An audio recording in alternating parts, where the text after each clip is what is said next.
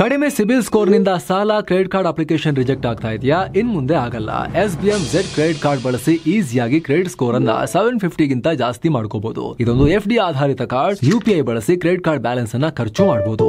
FD ಗೆ RBI ಗ್ಯಾರಂಟಿಯೊಂದಿಗೆ 7% interest ಕೂಡ ಸಿಗುತ್ತೆ. 30 ದಿನದಲ್ಲೇ ಕ್ರೆಡಿಟ್ ಸ್ಕೋರ್ ನಲ್ಲಿ ಇಂಪ್ರೂವ್ಮೆಂಟ್ ಕೂಡ ನೋಡಬಹುದು. ಡಿಸ್ಕ್ರಿಪ್ಷನ್ ಹಾಗೂ ಪಿನ್ ಕಾಮೆಂಟ್ ನಲ್ಲಿರೋ ಲಿಂಕ್ ಮೂಲಕ Z ಆಪ್ ಡೌನ್ಲೋಡ್ ಮಾಡಿ.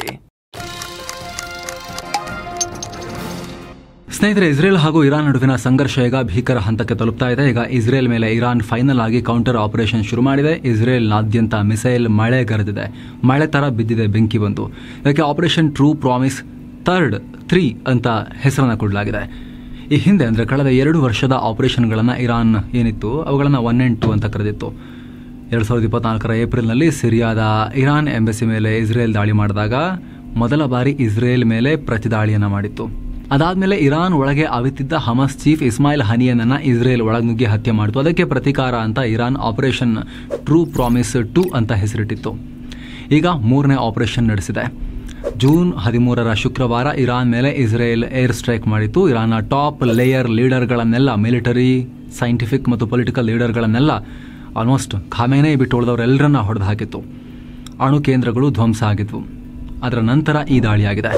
ಹಾಗೆ ನೋಡಿದ್ರೆ ಈ ಮಿಸೈಲ್ ದಾಳಿಗೂ ಕೆಲ ಗಂಟೆಗಳ ಮೊದಲು ಇರಾನ್ ಇಸ್ರೇಲ್ ಮೇಲೆ ಡ್ರೋನ್ ಸ್ಟ್ರೈಕ್ ಮಾಡಿತ್ತು. ಬಹುಶಃ ಅದು ಇಸ್ರೇಲ್ನ ಏರ್ ಡಿಫೆನ್ಸ್ ಚೆಕ್ ಮಾಡೋಕಿರ್ಬೋದು, ಯಾಕಂದರೆ ಅವುಗಳಲ್ಲಿ ಬಹುತೇಕ ಸ್ಫೋಟಕ ಇರಲಿಲ್ಲ. ಇದರ ನಂತರ ಇಸ್ರೇಲ್ ಶುಕ್ರವಾರ ರಾತ್ರಿ ಇರಾನ್ ಮೇಲೆ ಮತ್ತೊಂದು ಸುತ್ತಿನ ದಾಳಿ ಮಾಡಿತ್ತು. ಇನ್ನೊಂದಷ್ಟು ಟಾರ್ಗೆಟ್ಗಳನ್ನು ನಾಶ ಮಾಡಲಾಗಿತ್ತು. ಯಾವ ಟಾರ್ಗೆಟ್ ಅಂತ ಇಸ್ರೇಲ್ ಹೇಳಲಿಲ್ಲ, ಬಟ್ ಆಪರೇಷನ್ ಮಾಡಿದೀವಿ ಅಂತ ಇಸ್ರೇಲ್ ಹೇಳಿತ್ತು. ಇದರ ಬೆನ್ನಲ್ಲೇ ಇರಾನ್ ಇಸ್ರೇಲ್ ಮೇಲೆ ಸರಣಿ ದಾಳಿ ಮಾಡಿದೆ. ಇಸ್ರೇಲ್ನಾದ್ಯಂತ ಈ ಪುಟ್ಟ ರಾಷ್ಟ್ರದ ಮೇಲೆ ಮಳೆ ರೀತಿ, ಬೆಂಕಿಯ ಮಳೆ ರೀತಿಯಲ್ಲಿ ಹೋಗಿ ಸ್ಫೋಟಕಗಳು ಬಿದ್ದಿವೆ. ಮುಖ್ಯವಾಗಿ ಇಸ್ರೇಲ್ನ ಉತ್ತರ ಭಾಗವನ್ನು ಟಾರ್ಗೆಟ್ ಮಾಡಲಾಗಿದೆ. ಇಸ್ರೇಲ್ ವಾಣಿಜ್ಯ ರಾಜಧಾನಿ ಟೆಲ್ ಅವ್ಯೂ, ಇಸ್ರೇಲ್ನ ಆತ್ಮದಂತಿರೋ ಜೆರುಸಲೆಂ, ಎಲ್ಲ ಕಡೆ ಮಿಸೈಲ್ ಮಳೆ ಬಿದ್ದಿದೆ. ಇದುವರೆಗಿನ ಮಾಹಿತಿ ಪ್ರಕಾರ ಕನಿಷ್ಠ 150 ಬ್ಯಾಲಿಸ್ಟಿಕ್ ಮಿಸೈಲ್ಗಳನ್ನು ಇರಾನ್ ಈ ದಾಳಿಯಲ್ಲಿ ಯೂಸ್ ಮಾಡಿತ್ತು. 100 ಡ್ರೋನ್ಗಳನ್ನು ಕೂಡ ಯೂಸ್ ಮಾಡಲಾಗಿದೆ. ಇದರಲ್ಲಿ ಕೆಲವೊಂದನ್ನು ಹೊಡೆದು ಹಾಕಿದರೆ ಇನ್ನೂ ಕೆಲವು ಇಸ್ರೇಲ್ನ ಒಳಗೆ ನುಗ್ಗುವಲ್ಲಿ ಸಫಲವಾಗಿವೆ. ಈ ದಾಳಿಯ ವಿಡಿಯೋಸ್ ಕೂಡ ವೈರಲ್ ಆಗಿವೆ. ಇರಾನ್ನ ಮಿಸೈಲ್ಗಳು ಇಸ್ರೇಲ್ನ ಒಳಗೆ ನುಗ್ತಿರೋದು ಮತ್ತು ಅವುಗಳನ್ನು ಇಸ್ರೇಲ್ನ ಏರ್ ಡಿಫೆನ್ಸ್ ಸಿಸ್ಟಮ್ ನಾಶ ಮಾಡಿರೋದು ಕಂಡುಬಂದಿದೆ. ಇನ್ನು ಟೆಲ್ ಅವ್ಯೂ ಮೇಲಿನ ದಾಳಿಯಲ್ಲಿ ಗಗನಚುಂಬಿ ಕಟ್ಟಡಗಳು ಹೊತ್ತಿ ಉರಿತಾ ಇರೋದು, ದಟ್ಟವಾದ ಹೊಗೆ ಆವರಿಸಿರೋದು ಕೂಡ ಕ್ಯಾಪ್ಚರ್ ಆಗಿದೆ. ಇಸ್ರೇಲಿ ಟೈಮ್ಸ್ ರಿಪೋರ್ಟ್ ಪ್ರಕಾರ ಈ ದಾಳಿಯಲ್ಲಿ ಕನಿಷ್ಠ 3 ಜನ ಸಾವನ್ನಪ್ಪಿದ್ದಾರೆ. 40ಕ್ಕೂ ಅಧಿಕ ಜನ ಗಂಭೀರ ಗಾಯಗೊಂಡಿದ್ದಾರೆ. ಹಲವು ಮನೆಗಳಿಗೆ ಸಿವಿಯರ್ ಡ್ಯಾಮೇಜ್ ಆಗಿದೆ. ನಾಗರಿಕ ಪ್ರದೇಶಗಳನ್ನು ಗುರಿಯಾಗಿಸಿಕೊಂಡು ಇರಾನ್ ದಾಳಿ ಮಾಡ್ತಾ ಇದೆ ಅಂತ ಇಸ್ರೇಲಿ ಮೀಡಿಯಾಗಳು ರಿಪೋರ್ಟ್ ಮಾಡಿವೆ. ಇದಕ್ಕೆ ಇಸ್ರೇಲ್ ಸೇನೆ ಪ್ರತಿಕ್ರಿಯಿಸಿದೆ. ಜಗತ್ತು ಇವಾಗ ಸೈಲೆಂಟ್ ಆಗಿರಕ್ಕಾಗಲ್ಲ, ಇರಾನ್ ನಮ್ಮ ನಾಗರಿಕರನ್ನ ಗುರಿಯಾಗಿಸಿ ಸ್ಫೋಟಕಗಳ ಮಳೆಯನ್ನು ಸುರಿಸಿದೆ. ಈ ದಾಳಿಗೆ ಪ್ರತ್ಯುತ್ತರ ಇನ್ನೂ ಭಯಾನಕವಾಗಿ ನಾವು ಕೊಡ್ತೀವಿ ಅಂತ ಹೇಳಿದೆ. ಸ್ನೇಹಿತರೆ, ಇಲ್ಲಿ ಸದ್ಯ ನಾಗರಿಕರಿಗೆ ಆಗಿರೋ ಹಾನಿ ಬಗ್ಗೆ ಮಾತ್ರ ಗೊತ್ತಾಗ್ತಾ ಇದೆ. ಅದು ಕೂಡ ಸಾವಿನ ಬಗ್ಗೆ ಸರಿಯಾಗಿ ಹೇಳ್ತಾ ಇಲ್ಲ, ಯಾವುದೂ ಕೂಡ ಮಾಹಿತಿ ಅಪ್ಡೇಟ್ ಆಗ್ತಾ ಇಲ್ಲ. ಒಂದಷ್ಟು ಜನ ಗಾಯಗೊಂಡಿದ್ದಾರೆ, ಟ್ರೀಟ್ಮೆಂಟ್ ಆಗ್ತಾ ಇದೆ ಇಸ್ರೇಲ್ನಲ್ಲಿ ಅಂತಷ್ಟೇ ಬರ್ತಾ ಇದೆ. ಇಸ್ರೇಲ್ನ ಮಿಲಿಟರಿಗೆ ಏನಾದರೂ ಡ್ಯಾಮೇಜ್ ಆಗಿದೆಯಾ ಇನ್ನೂ ಕ್ಲಾರಿಟಿ ಇಲ್ಲ. ಆದರೆ ಬೆಂಕಿ, ಹೊಗೆ ನೋಡ್ತಾ ಇದ್ರೆ ಇಸ್ರೇಲ್ಗೂ ಸಿಕ್ಕಾಪಟ್ಟೆ ಡ್ಯಾಮೇಜ್ ಆಗಿದಂಗೆ ಕಾಣಿಸ್ತಾ ಇದೆ. ಇಲ್ಲಿ ಒಂದು ಪ್ರಶ್ನೆ ಬಂದೇ ಬರುತ್ತೆ. ಇಸ್ರೇಲ್ ತನ್ನ ಏರ್ ಡಿಫೆನ್ಸ್ಗಾಗಿ ಐರನ್ ಡೋಮ್ ಇನ್ನಿತರ ಪವರ್ಫುಲ್ ಡಿಫೆನ್ಸನ್ನು ಹೊಂದಿದೆಯಲ್ಲ, ಏರ್ ಡಿಫೆನ್ಸನ್ನು ಹೊಂದಿದೆಯಲ್ಲ, ಹೆಂಗೆ ಇದು ಡ್ಯಾಮೇಜ್ ಆಯಿತು ಅಂತ? ಅದಕ್ಕೆ ಕಾರಣ ಈ ಹಿಂದೆ ಕೂಡ ಹೇಳಿದ್ದೀವಿ. ಮೊದಲನೇದು ಇಸ್ರೇಲ್ನ ಜಿಯೋಗ್ರಫಿ. ಇಸ್ರೇಲ್ ತುಂಬ ಚಿಕ್ಕ ರಾಷ್ಟ್ರ, ಹೀಗಾಗಿ ಒಂದೇ ಸಲ 100 ಹಾರಿಸ್ಬಿಡ್ಬೋದು ಅವ್ರ ಮೇಲೆ, ಸ್ಯಾಚುರೇಟ್ ಮಾಡ್ಬೋದು ಅವರ ಏರ್ ಡಿಫೆನ್ಸ್ ಸಿಸ್ಟಮನ್ನು. ವಾಲಿಬಾಲ್ ಪ್ಲೇಯರ್, ತುಂಬ ಒಳ್ಳೆ ವಾಲಿಬಾಲ್ ಪ್ಲೇಯರ್, ಒಂದು ಬಾಲು ಕೂಡ ಮಿಸ್ ಮಾಡೋದಿಲ್ಲ, ಚೆನ್ನಾಗಿ ಆಡ್ತಾನೆ ಅಂತ ಅಂದ್ಕೊಳ್ಳಿ. ಅವನ ಮೇಲೆ ನೀವು 10 ಕಡೆಯಿಂದ ಹಾಕಿದ್ರೆ ಬ್ಯಾಟ್ಸ್ಮನ್ನಿಗೆ ಎಂಥ ಸಚಿನ್ ತೆಂಡೂಲ್ಕರ್ ಥರದ ದೊಡ್ಡ ಬ್ಯಾಟ್ಸ್ಮನ್ನೇ ಆಗಿರಲಿ, 10 ಕಡೆಯಿಂದ 10 ಬೌಲರ್ ಬಾಲ್ ಮಾಡಿಬಿಟ್ರೆ. ಹಾಗೆ ಐರನ್ ಡೋಮ್ ಅಥವಾ ಇಸ್ರೇಲ್ನ ಮಿಸೈಲ್ ಡಿಫೆನ್ಸ್ ಸಿಸ್ಟಮ್ಗಳನ್ನು ಓವರ್ವೆಲ್ಮ್ ಮಾಡಲಾಗಿದೆ. ಒಂದೇ ಸಲ ಅವು ಎಷ್ಟೇ ಹೊಡೆದ್ರೂ ಕೂಡ ಇನ್ನೂ ಒಂದಷ್ಟಾರು ಹೋಗಿಬಿಡಬೇಕು, ಆ ಥರ ಮಳೆಯನ್ನು ಸುರಿಸಲಾಗಿದೆ. ಜೊತೆಗೆ ಹೆಚ್ಚಾಗಿ ಬ್ಯಾಲಿಸ್ಟಿಕ್ ಮಿಸೈಲ್ಗಳನ್ನು ಹಾರಿಸಲಾಗಿದೆ. ಒಂದು ಸಲ ಮೇಲೆದ್ರೆ ಅವುಗಳು 1000 ಕಿಲೋಮೀಟರ್ ವೇಗದಲ್ಲಿ ಮೇಲಿಂದ ಕೆಳಗೆ ಬಂದು ಬೀಳ್ತವೆ. ಇದರಲ್ಲಿ ರಾಕೆಟ್ ಇಂಜಿನ್ ಇರೋದ್ರಿಂದ ಮತ್ತು ಆಲ್ಮೋಸ್ಟ್ ಸ್ಪೇಸ್ ಹತ್ರ ಮೇಲಕ್ಕೆ ಹೋಗಿ ಕೆಳಗೆ ಬಂದು ವಾಪಸ್ ಧುಮುಕೋದ್ರಿಂದ ಏರ್ ಡಿಫೆನ್ಸ್ಗಳಿಗೆ ಇದನ್ನು ಇಂಟರ್ಸೆಪ್ಟ್ ಮಾಡೋದು ತುಂಬ ಕಷ್ಟ. ಹೀಗಾಗಿನೇ ಇಸ್ರೇಲ್ ತನ್ನ ಏರ್ ಡಿಫೆನ್ಸ್ ಸಿಸ್ಟಮ್ಗಳೊಂದಿಗೆ ಅಮೆರಿಕದ ಥಾಡ್ಗಳನ್ನು ಕೂಡ ಯೂಸ್ ಮಾಡ್ತಾ ಇತ್ತು. Thermal high altitude area defence system ಬಳಸ್ತಾ ಇತ್ತು ಥಾಡ್. ಈ ಥಾಡ್ ರಷ್ಯಾದ S-400ಗೆ ಚಾಲೆಂಜರ್. ನಮಗೂ ಇದನ್ನು ತಗೊಳ್ಳಿ ಅಂತ ಪ್ರೆಷರ್ ಹಾಕಿದ್ರು, ಬಟ್ ಇದಕ್ಕಿಂತ ನಮ್ಮದು S-400 ಬೆಟರ್ ಇದೆ ಅಂತ ನಾವು ರಷ್ಯಾ ಹತ್ರನೇ ತೊಗೊಂಡಿದ್ವಿ. ಆದರೆ ಇರಾನ್ ದಾಳಿಯನ್ನು ಎದುರಿಸುವಲ್ಲಿ ಥಾಡ್ ಎಫೆಕ್ಟಿವ್ ಆಗಿ ವರ್ಕ್ ಆಗಿಲ್ವಾ ಹಾಗಾದರೆ ಅನ್ನೋ ಪ್ರಶ್ನೆ ಮೂಡ್ತಾ ಇದೆ. ಜೊತೆಗೆ ಅಗೇನ್ ಆಗಲೇ ಹೇಳಿದ ಹಾಗೆ ಥಾಡ್ ಎಫೆಕ್ಟಿವ್ ಆಗಿ ವರ್ಕ್ ಆಗಿದೆಯಾ ಇಲ್ವಾ ಅಂತ ಹೇಳೋದು ಕಷ್ಟ. ಇಲ್ಲಿ ಎಷ್ಟು ಥಾಡ್ ಇಟ್ಕೊಳ್ಳೋಕ್ಕಾಗತ್ತೆ? ಐರನ್ ಡೋಮ್ ಎಷ್ಟು ಇಟ್ಕೊಳ್ಳೋಕ್ಕಾಗತ್ತೆ? ಥಾಡ್ ಹತ್ರ ದೊಡ್ಡ ಮಿಸೈಲ್ಗಳನ್ನು ಹೊಡೆಯೋ ತಾಕತ್ತಿದೆ. ಐರನ್ ಡೋಮ್ ಚಿಕ್ಕ ಪುಟ್ಟ ಮಿಸೈಲ್ಗಳನ್ನು ಕೂಡ ಹೊಡೆಯುತ್ತೆ. ಆದರೆ ಮಳೆ ರೀತಿ ಸುರಿದಾಗ ಒಂದಷ್ಟಾದರೂ ಒಳಗೆ ಹೋಗಿ ಬೀಳೋದು ಇನ್ಎವಿಟೇಬಲ್, ತಡೆಯೋದು ಕಷ್ಟ. ಅದೇ ಆಗಿದೆ ಇಸ್ರೇಲ್ನಲ್ಲಿ. ಇನ್ನೊಂದು ಕಡೆ ಇರಾನ್ ಮಾಡಿದ ದಾಳಿಯನ್ನು ಅಮೆರಿಕ ಕೂಡ ತಡೆಯೋ ಪ್ರಯತ್ನ ಮಾಡಿತ್ತು ಅಂತ ಗೊತ್ತಾಗಿದೆ. ಮಿಡಲ್ ಈಸ್ಟ್ನಲ್ಲಿ ನಿಯೋಜನೆಗೊಂಡಿರೋ ಅಮೆರಿಕದ ಏರ್ ಡಿಫೆನ್ಸ್ ಸಿಸ್ಟಮ್ ಮತ್ತು ನೇವಿ ಅಸೆಟ್ಸ್ ಇರಾನ್ ಲಾಂಚ್ ಮಾಡಿರೋ ಬ್ಯಾಲಿಸ್ಟಿಕ್ ಮಿಸೈಲ್ಗಳನ್ನು ಹೊಡೆದು ಇಸ್ರೇಲ್ಗೆ ಸಹಾಯ ಮಾಡಿದೆ ಅಂತ ಅಮೆರಿಕನ್ ಅಧಿಕಾರಿಗಳು ಹೇಳಿದ್ದಾರೆ. ಆದರೆ ಈಗೇನಾಗಲೇ ಹೇಳಿದಾಗೆ 100% ತಡೆಯೋಕೆ ಆಗಲಿಲ್ಲ. ಇನ್ನು ಇಸ್ರೇಲ್ನ ದಕ್ಷಿಣ ಭಾಗದಲ್ಲೂ ಕೂಡ ಇರಾನ್ ದಾಳಿ ನಡೆಸಿದೆ. ದಾರಿಯಲ್ಲೇ ಮಿಸೈಲ್ಗಳ ಅವಶೇಷ ಕಂಡುಬಂದಿದೆ. ಆದರೆ ಇವುಗಳು ಆಕಾಶದಲ್ಲೇ ಇಂಟರ್ಸೆಪ್ಟ್ ಆಗಿ ಕೆಳಗೆ ಬಿದ್ದಿರೋದು ಅನ್ನೋದು ಸ್ಪಷ್ಟ. ಇನ್ನು ಇಸ್ರೇಲ್ ಮೇಲೆ ಇರಾನ್ ಈ ರೀತಿ ದಾಳಿ ಮಾಡ್ತಾ ಇದ್ರೆ ಇರಾಕಲ್ಲಿ, ಗಾಜಾದಲ್ಲಿ ಇರಾನ್ ಬೆಂಬಲಿಗರು ಕುಣಿದು ಕುಪ್ಪಳಿಸಿದ್ದಾರೆ. ಇತ್ತ ಇರಾನ್ನ ಈ ಸರಣಿ ದಾಳಿಗಳ ಬೆನ್ನಲ್ಲೇ ಇಸ್ರೇಲ್ ಕೂಡ ಎಚ್ಚರಿಕೆ ಕೊಟ್ಟಿದೆ. ಈ ದಾಳಿ ಮಾಡಿ ಇರಾನ್ ದೊಡ್ಡ ತಪ್ಪನ್ನ ಮಾಡಿದೆ. ಇರಾನ್ ಇದಕ್ಕೆಲ್ಲ ದೊಡ್ಡ ಬೆಲೆ ತೆರಲೇಬೇಕಾಗುತ್ತೆ. ಖಾಮೆನೈ ಆಡಳಿತ ಈಗ ರೆಡ್ ಲೈನ್ ದಾಟಿಯಾಗಿದೆ. ಇರಾನ್ನ ಮುಂದಿನ ದಿನಗಳು ಕಷ್ಟಕರವಾಗಲಿದೆ ಅಂತ ಇಸ್ರೇಲ್ ರಕ್ಷಣಾ ಸಚಿವ ಇಸ್ರೇಲ್ ಕಾಡ್ಸ್ ಹೇಳಿದ್ದಾರೆ. ಅತ್ತ ಇರಾನ್ ಸುಪ್ರೀಂ ಲೀಡರ್ ಆಯಾತೊಲ್ಲಾ ಅಲಿ ಖಾಮೆನೈ ಯಹೂದಿಗಳ ಆಡಳಿತ ಈ ಯುದ್ಧವನ್ನು ಶುರು ಮಾಡಿದೆ. ಇರಾನ್ ಇದನ್ನು ಎಂಡ್ ಮಾಡುತ್ತೆ. ಇರಾನ್ ಕೊಡೋ ಉತ್ತರ ಯಾವತ್ತಿದ್ರೂ ವೈರಿಗಿಂತ 1 ಪಟ್ಟು ಜಾಸ್ತಿನೇ ಇರುತ್ತೆ. ಅರ್ಧರ್ಧ ಉತ್ತರ ಕೊಡೋದು ನಮಗೆ ಗೊತ್ತಿಲ್ಲ, ಫುಲ್ ಕೊಡ್ತೀವಿ ಅಂತ ಹೇಳಿದ್ದಾರೆ. ಈ ಮೂಲಕ ಇರಾನ್ ಇಸ್ರೇಲ್ ನಡುವಿನ ಸಂಘರ್ಷ ಇನ್ನಷ್ಟು ತೀವ್ರವಾಗಿ ಬಹಳ ದಿನ ನಡೆಯುತ್ತೆ ಅನ್ನೋದು ಸ್ಪಷ್ಟವಾಗಿ ಕಾಣಿಸ್ತಾ ಇದೆ. ಹಾಗೆ ನೋಡಿದ್ರೆ ಇಸ್ರೇಲ್ನ PM ಕೂಡ ಇದನ್ನೇ ಹೇಳಿದ್ರು, ನೆತನ್ಯಾಹು. ಇದು ಆರಂಭ ಅಷ್ಟೇ, ಇನ್ನೂ ಅನೇಕ ದಿನಗಳು ಎಲ್ಲಿ ತನಕ ಈ ಖಾಮಿನೇಯಿಗಳನ್ನು ಅವರ ಆಡಳಿತವನ್ನು ಎಂಡ್ ಮಾಡಲ್ಲ ಅಲ್ಲಿ ತನಕ ನಡೆಯುತ್ತೆ ಅಂತ ಹೇಳಿದ್ದಾರೆ. ಮುಂದಿನ ದಿನಗಳಲ್ಲಿ ಹೋರಾಡ್ತಾನೆ ಇರಬೇಕಾಗತ್ತೆ ಅಂತ ನೆತನ್ಯಾಹು ಹೇಳಿದರು. ಈಗ ಅದರಂತೆಯೇ ಆಗ್ತಾ ಇದೆ. ಜೊತೆಗೆ ಈ ಯುದ್ಧ ಕನಿಷ್ಠ 14 ದಿನ ನಡೆಯುತ್ತೆ ಅಂತ ಇಸ್ರೇಲ್ ಅಧಿಕಾರಿಯೊಬ್ಬರು ಹೇಳಿದ್ದಾರೆ. ಇಸ್ರೇಲ್ ಕಳೆದ ನವೆಂಬರ್ನಿಂದಲೇ ಇದಕ್ಕೆ ತಯಾರಿ ನಡೆಸ್ತಾ ಇತ್ತು. ಇಸ್ರೇಲ್ ಪ್ರಧಾನಿಗಳು ನಮಗೆ ಕಳೆದ ನವೆಂಬರ್ನಲ್ಲೇ ಆದೇಶ ಕೊಟ್ಟಿದ್ರು.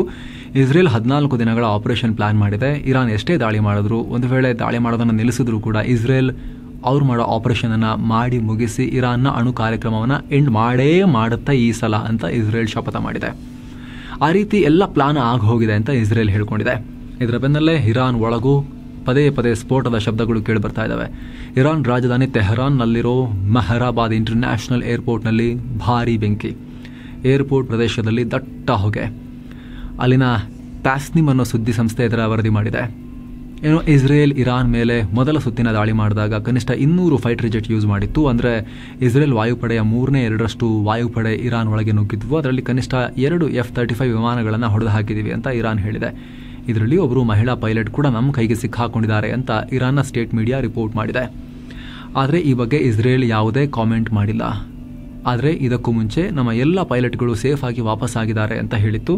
ಇದರ ಬೆನ್ನಲ್ಲೇ ಇರಾನ್ ಕಡೆಯಿಂದ ಈ ರೀತಿ ಹೇಳಿಕೆ ಬಂದಿದೆ. ಇನ್ನೊಂದು ಕಡೆ ಈ ಯುದ್ಧದಲ್ಲಿ ಚೀನಾ ಇಸ್ರೇಲ್ ವಿರುದ್ಧ ಇರಾನ್ಗೆ ಬೆಂಬಲ ಕೊಟ್ಟಿದೆ. ವಿಶ್ವಸಂಸ್ಥೆಯ ಭದ್ರತಾ ಮಂಡಳಿಯಲ್ಲಿ ಮಾತನಾಡಿರೋ ಚೀನಾ, ಇಸ್ರೇಲ್ ನಡೆಯನ್ನ ಖಂಡಿಸ್ತೀವಿ. ಇರಾನ್ ಸಾರ್ವಭೌಮತ್ವದ ಮೇಲೆ ಇಸ್ರೇಲ್ ಅಟ್ಯಾಕ್ ಮಾಡಿದೆ. ಇಸ್ರೇಲ್ ಈ ಕೂಡಲೇ ತನ್ನ ಆಕ್ಷನ್ ನಿಲ್ಲಿಸಬೇಕು. ನಮಗಿದ್ರ ಬಗ್ಗೆ ತೀವ್ರ ಕಳವಳ ಇದೆ ಅಂತ ಹೇಳಿದೆ.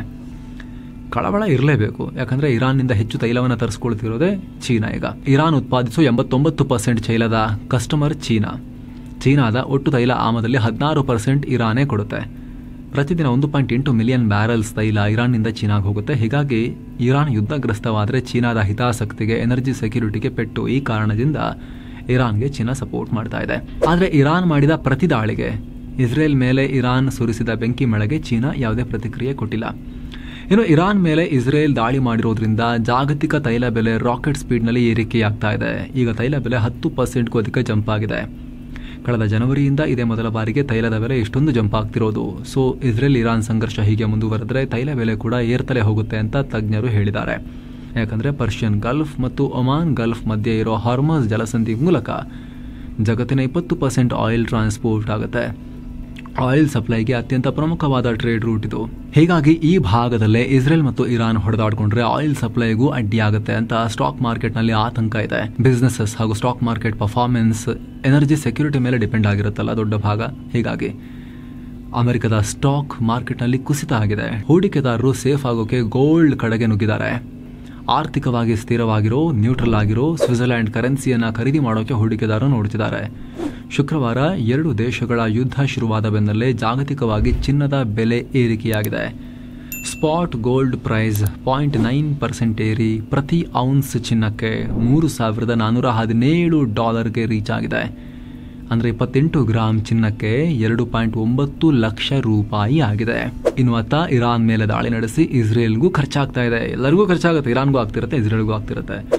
ಇಸ್ರೇಲ್ಗೆ ಬರೋಬ್ಬರಿ $1.5 ಬಿಲಿಯನ್ ಅಂದರೆ 12.9 ಸಾವಿರ ಕೋಟಿ ರೂಪಾಯಿ ಆಲ್ರೆಡಿ ಖರ್ಚಾಯಿತು ಅಂತ ಇಸ್ರೇಲ್ ಸರ್ಕಾರವೇ ಹೇಳಿದೆ. ಅತ್ತ ಅಮೆರಿಕ ಪರಮಾಣು ಒಪ್ಪಂದ ಕುರಿತು ಇರಾನ್ ಜೊತೆಗೆ ಒಮಾನ್ನಲ್ಲಿ 6ನೇ ಸುತ್ತಿನ ಮಾತುಕತೆ ನಡೆಸಲಾಗುತ್ತೆ ಅಂತ ಹೇಳಿತ್ತು. ಇದರಿಂದ ಸಂಘರ್ಷ ತಿಳಿಯಾಗುವುದನ್ನು ಹೋಪ್ಸಿತ್ತು. ಈಗ ಅದಕ್ಕೂ ಇರಾನ್ ಎಳ್ಳು ನೀರು ಬಿಟ್ಟಿದೆ. ಈ ಮಾತುಕತೆಯನ್ನ ಕ್ಯಾನ್ಸಲ್ ಮಾಡ್ತಾ ಇದೀವಿ, ಸಸ್ಪೆಂಡ್ ಮಾಡ್ತಾ ಇದೀವಿ ಅಂತ ಇರಾನ್ ಘೋಷಿಸಿದೆ. ಜೊತೆಗೆ ಇಸ್ರೇಲ್ ನಡೆಸಿದ ದಾಳಿಗೆ ಪ್ರತಿಕಾರವಾಗಿ Iran International Atomic Energy Agency IAEA ಜೊತೆಗೆ ಸಹಕರಿಸೋ ಚಾನ್ಸಸ್ ಇಲ್ಲ, ತನ್ನ ನ್ಯೂಕ್ಲಿಯರ್ ಚಟುವಟಿಕೆ ಬಗ್ಗೆ ಮಾಹಿತಿಯನ್ನ ಶೇರ್ ಮಾಡಲ್ಲ ಅಂತ ಇರಾನ್ ಅಧಿಕಾರಿಗಳು ಹೇಳಿದ್ದಾರೆ. ಅಂದಹಾಗೆ ಈ ಹಿಂದೆ 2015ರಲ್ಲಿ Iran America, Britain, France, Germany, China ಮತ್ತು ರಷ್ಯಾ ಜೊತೆಗೆ ಜೆಸಿಪೋವಾ ಅಂದರೆ Joint Comprehensive Plan of Action ಅನ್ನೋ ನ್ಯೂಕ್ಲಿಯರ್ ಡೀಲ್ ಮಾಡಿಕೊಂಡಿದ್ರು. ಇದರ ಪ್ರಕಾರ ಇರಾನ್ ತನ್ನ ಪರಮಾಣು ಚಟುವಟಿಕೆಯನ್ನು ಅಟಮ್ ಬಾಂಬ್ ಮಾಡಂಗಿಲ್ಲ, ಅಣ್ವಸ್ತ್ರ ಮಾಡ್ಕೊಳ್ಳಂಗಿಲ್ಲ, ಬರೀ ಎನರ್ಜಿಗೆ ಇಂಧನಕ್ಕೆ ಮಾಡ್ಕೋಬೋದು ಅನ್ನೋ ರೀತಿಯಲ್ಲಿ ಲಿಮಿಟ್ ಮಾಡ್ಕೊಳ್ಳೋಕೆ ಒಪ್ಪಂದ ಆಗಿತ್ತು. ಅದಕ್ಕೆ ಪ್ರತಿಯಾಗಿ ಅವ್ರ ಮೇಲೆ ಹಾಕಿರೋ ಸ್ಯಾಂಕ್ಷನ್ಸ್ ತೆಗೆದು ಹಾಕೋಕೆ ನಿರ್ಧಾರ ಆಗಿತ್ತು. ಆದರೆ ಈಗ ಇರಾನ್ ತನ್ನ ನ್ಯೂಕ್ಲಿಯರ್ ಪ್ರೋಗ್ರಾಮನ್ನು ವಿಸ್ತರಿಸಿ ಈ ಡೀಲನ್ನು ಬ್ರೇಕ್ ಮಾಡಿದೆ. ಯುರೋಪಿಯನ್ ರಾಷ್ಟ್ರಗಳು ಗೊಂದಲಕ್ಕೆ ಸಿಕ್ಕಾಕೊಂಡಿವೆ. ಯಾಕಂದರೆ ಇರಾನ್ ಈ ರೀತಿ ಡೀಲ್ ಓಡಿದ್ರೆ, ಬ್ರೇಕ್ ಮಾಡಿದ್ರೆ ಫ್ರಾನ್ಸ್ ಮತ್ತು ಬ್ರಿಟನ್ನಂಥ ಸೂಪರ್ ಪವರ್ ರಾಷ್ಟ್ರಗಳು ಆಟೋಮ್ಯಾಟಿಕ್ ಆಗಿ ಇರಾನ್ ಮೇಲೆ ಸ್ಯಾಂಕ್ಷನ್ ಹೇರಬೇಕಾಗತ್ತೆ. ಆ ರಾಷ್ಟ್ರದ ಒಳಗೂ ಕೂಡ ಫ್ರಾನ್ಸಲ್ಲಿ, UKಯಲ್ಲೂ ಕೂಡ ಅವರಿಗೆ ಪ್ರೆಷರ್ ಕ್ರಿಯೇಟ್ ಆಗುತ್ತೆ ಹೆಂಗೆ ಮಾಡಿ ಅಂತ. ವಿಶ್ವಸಂಸ್ಥೆಯಲ್ಲೂ ಕೂಡ ಅದೇ ರೀತಿಯೂ ನಡ್ಕೋಬೇಕಾಗತ್ತೆ. ಇದಕ್ಕೆ ಯಾವುದೇ ರೀತಿ ವಿಶ್ವಸಂಸ್ಥೆಯಲ್ಲಿ ವೋಟಿಂಗ್ ನಡೆಸೋ ಅಗತ್ಯ ಕೂಡ ಇಲ್ಲ. ಈ ರೀತಿ ಮಾಡೋಕೆ ಅಕ್ಟೋಬರ್ ತನಕ ಟೈಮ್ ಕೂಡ ಇದೆ. ಆದರೆ ಯುರೋಪ್ ರಾಷ್ಟ್ರಗಳು ಈ ರೀತಿ ಮಾಡಬೇಕು ಬೇಡವೋ ಅನ್ನೋ ಗೊಂದಲದಲ್ಲಿದ್ದಾವೆ. ಈಗ ಹೀಗೆ ಮಾಡಿಬಿಟ್ರೆ ಒಂದು ವೇಳೆ ಪ್ರೆಷರ್ನಿಂದ ಮುಂದೆ ಇರಾನ್ನ ಕಂಟ್ರೋಲ್ ಮಾಡೋಕ್ಕೆ ಕಷ್ಟ ಆಗ್ಬೋದು. ಪೂರ್ಣ ಪ್ರಮಾಣದಲ್ಲಿ ಅಮೆರಿಕ ಮತ್ತು ಇರಾಕ್ ಯುದ್ಧ ಆಗಿತ್ತಲ್ಲ, ಆವಾಗ ಆ ಥರ ದೊಡ್ಡ ಯುದ್ಧ ಆಗಿ ಭಾರೀ ಸಂಘರ್ಷ ಆಗ್ಬೋದು. ಇರಾನ್ ಸಣ್ಣ ಪುಟ್ಟ ಬಂಡುಕೋರ ಸಂಘಟನೆ ಅಲ್ವಲ್ಲ, ಒಂದು ಪೂರ್ಣ ಪ್ರಮಾಣದ ರಾಷ್ಟ್ರ, ಮಿಲಿಟರಿ ಎಲ್ಲ ಇದೆ ಅವ್ರ ಹತ್ರ. ಭಾರಿ ನಾಶ ಎಲ್ಲರಿಗೂ ಆಗುತ್ತೆ, ಜಾಗತಿಕವಾಗಿ ಎಕಾನಮಿಗೆ ಹೊಡೆತ ಬೀಳುತ್ತೆ ಅನ್ನೋ ಭಯ. ಜೊತೆಗೆ ಇರಾನ್, ರಷ್ಯಾ ಮತ್ತು ಚೀನಾಗೆ ಇನ್ನೂ ಕ್ಲೋಸ್ ಆಗ್ಬೋದು. ಇರಾನ್, ರಷ್ಯಾ, ಚೀನಾ, ಪಾಕಿಸ್ತಾನ, ಉತ್ತರ ಕೊರಿಯಾ ಹೊಸ ಗ್ಯಾಂಗ್ ಕ್ರಿಯೇಟ್ ಆಗ್ಬೋದು ಅನ್ನೋ ಆತಂಕ ಕೂಡ ಅಮೆರಿಕ ಮತ್ತು ಮಿತ್ರರಿಗಿದೆ. ಜೊತೆಗೆ ಅಮೆರಿಕನ್ ಹಿರಿಯ ಅಧಿಕಾರಿಗಳು ಇದು ಜಾಗತಿಕ ಯುದ್ಧಕ್ಕೆ ತಿರುಗಬಹುದು ಅನ್ನೋ ಆತಂಕವನ್ನು ವ್ಯಕ್ತಪಡಿಸಿದ್ದಾರೆ. ನಾವು ತುಂಬಾ ಗಂಭೀರ ಪರಿಸ್ಥಿತಿಯಲ್ಲಿದ್ದೀವಿ, ಇದನ್ನು ತುಂಬಾ ಸೀರಿಯಸ್ ಆಗಿ ಮಾನಿಟರ್ ಮಾಡ್ತಾ ಇದ್ದೀವಿ ಅಂತ ಹೇಳಿದ್ದಾರೆ. ಅಲ್ಲದೆ ಅಮೆರಿಕ ಈಗ ಅರಬ್ಬಿ ಸಮುದ್ರಕ್ಕೆ ತನ್ನ ಡೆಸ್ಟ್ರಾಯರ್ಗಳನ್ನು ಕೂಡ ಕಳಿಸ್ತಾ ಇದೆ ಅನ್ನೋ ಮಾಹಿತಿ ಸಿಗ್ತಾ ಇದೆ. ಹೀಗಾಗಿ ಇದು ಕ್ಷಣ ಕ್ಷಣಕ್ಕೂ ಡೆವಲಪಿಂಗ್ ಸ್ಟೋರಿ. ಇನ್ನು ಮುಂದಿನ 1-2 ವಾರಗಳಲ್ಲಿ ಇದರ ಬಗ್ಗೆ ಒಂದಷ್ಟು ಮುಂದಿನ ದಿಕ್ಕು ಹೇಗೆ ಅನ್ನೋದ್ರ ಬಗ್ಗೆ ಐಡಿಯಾ ಸಿಗಬಹುದು. ಸದ್ಯಕ್ಕಂತೂ ಬರೀ ತೀವ್ರ ಸಂಘರ್ಷ. ಇದಕ್ಕೆ ಸಂಬಂಧಪಟ್ಟಂತೆ ಎಲ್ಲ ಅಪ್ಡೇಟ್ಸ್ನ ನಾವು ನಿಮಗೆ ಪ್ರತ್ಯೇಕ ವಿಶೇಷ ವರದಿಗಳಲ್ಲಿ ಹಾಗೂ ನಮ್ಮ ಇಂಟರ್ನ್ಯಾಷನಲ್ ಬುಲೆಟಿನ್ ಸುತ್ತು ಜಗತ್ತು ಹಾಗೂ ನೈಟ್ನ ಪ್ರೈಮ್ ಬುಲೆಟಿನ್ ಫುಲ್ ನ್ಯೂಸ್ನಲ್ಲಿ ಮಾಹಿತಿಯನ್ನು ತಲುಪಿಸ್ತಾನೆ ಇರ್ತೀವಿ. ನೀವು ಕೂಡ ಸಬ್ಸ್ಕ್ರೈಬ್ ಮಾಡಿಲ್ಲ ಅಂದರೆ ಸ್ನೇಹಿತರೆ ಸಬ್ಸ್ಕ್ರೈಬ್ ಮಾಡಿ, ಪಕ್ಕದ ಬೆಲ್ ಐಕಾನ್ ಮೇಲೆ ಕ್ಲಿಕ್ ಮಾಡೋದನ್ನು ಯಾವುದೇ ಕಾರಣಕ್ಕೂ ಮರಿಬೇಡಿ. Thank you so much. ಮತ್ತೆ ಭೇಟಿ ಆಗ್ತಿರೋಣ. ನಮಸ್ತೆ.